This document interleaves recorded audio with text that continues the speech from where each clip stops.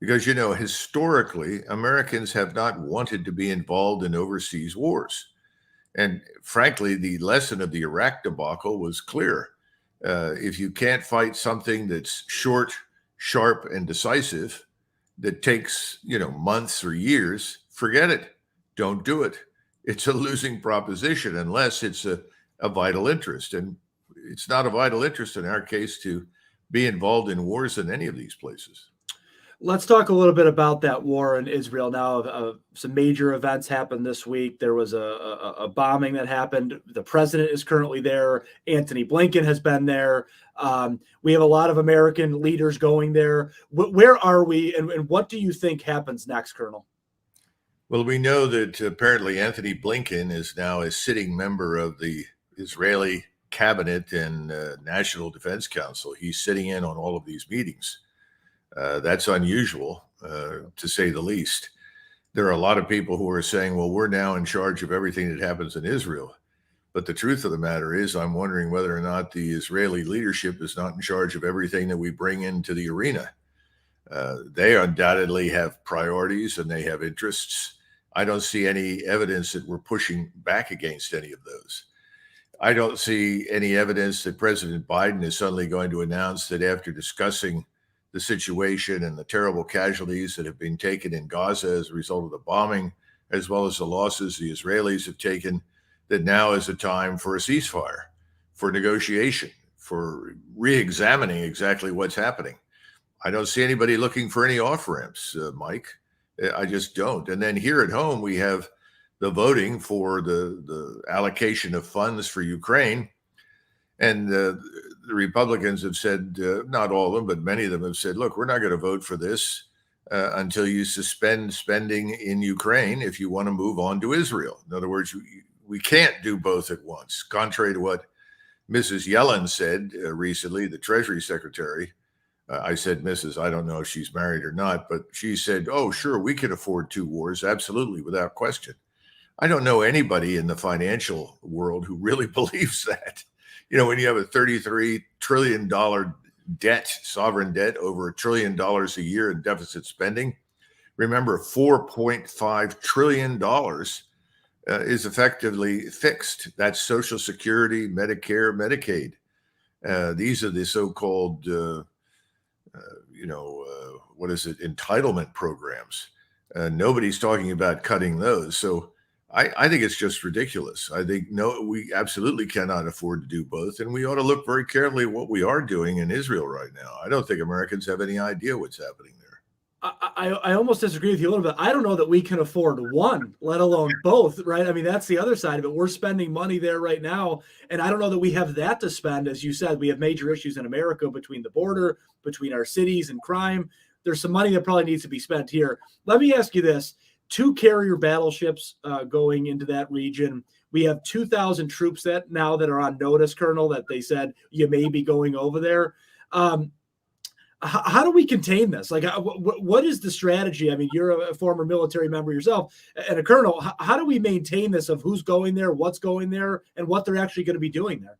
Well, if you go back to 1990 and 91, before we actually committed ourselves to serious action, we managed to contain that conflict in the sense that we limited it to Iraq and the U.S.-led alliance against Iraq. We were able to keep Iran out.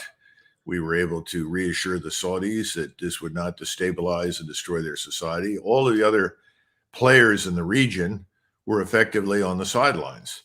I think that we accomplished that again in 2003. Once again, we turned to everyone and said, this is about Iraq and removing the regime there and ultimately finding the weapons of mass destruction, all this sort of business. And everybody shook their heads and said, okay, we don't like it. We'd prefer that you didn't go. Some of your viewers may remember that the Turks at the time refused to allow us passage through Turkey to get into northern Iraq. They said no. And so we had to steam all the way around through the Red Sea and up into the Persian Gulf to deliver another 30,000, 40,000 troops and equipment. So I think this has failed. Anthony Blinken is too little, too late. He was effectively rudely treated in some cases.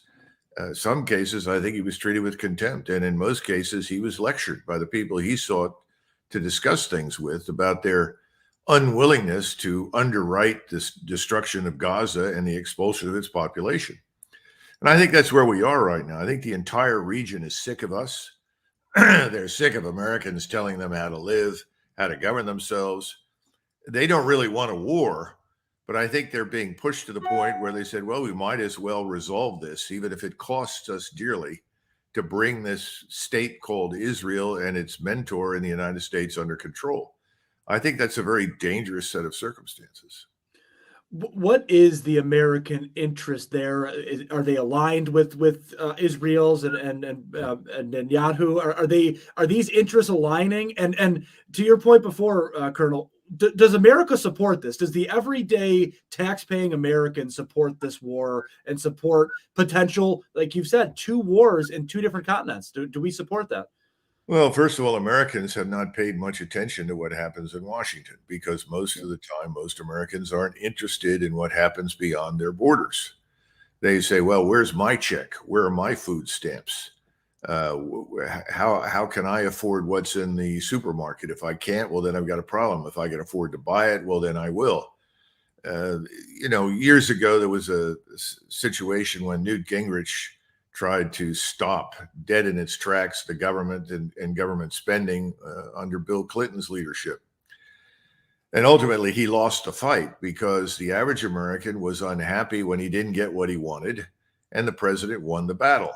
But in most cases, people would answer when you say, what do you think about the shutdown? And people would say, well, it doesn't really affect me, so I don't care. Others said, yes, it does affect me. I think that's the problem. Right now, the wars overseas that we have been fighting have not exacted a very high price in American life. We've lost thousands of people killed. That's true. We've had thousands more wounded, but it's almost unnoticeable to the average American. For instance, during World War I, we fought for 110 days. And in 110 days, we had 318,000 casualties, including 110,000 dead. Well, that's one of the reasons that Wilson, when he left office, turned government over to the Republican Party for the next 10 years because people were furious with the Democrats for having brought us into the First World War. We're not there yet, but we're getting closer to it.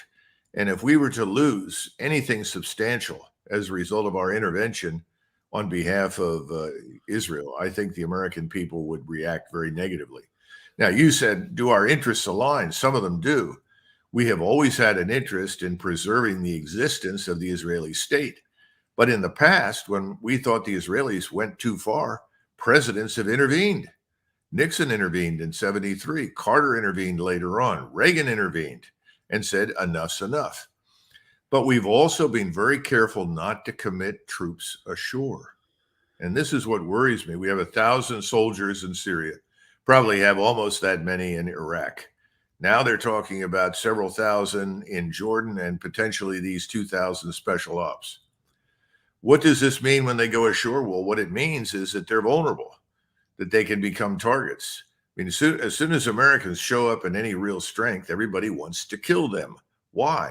Because if they can kill them, they figure they can break down the consensus at home and we'll leave. Well, they're not wrong. We lost 38,000 in Korea. 58,000 dead in Vietnam, over 100,000 wounded. Eventually it catches up. So they're not wrong on that.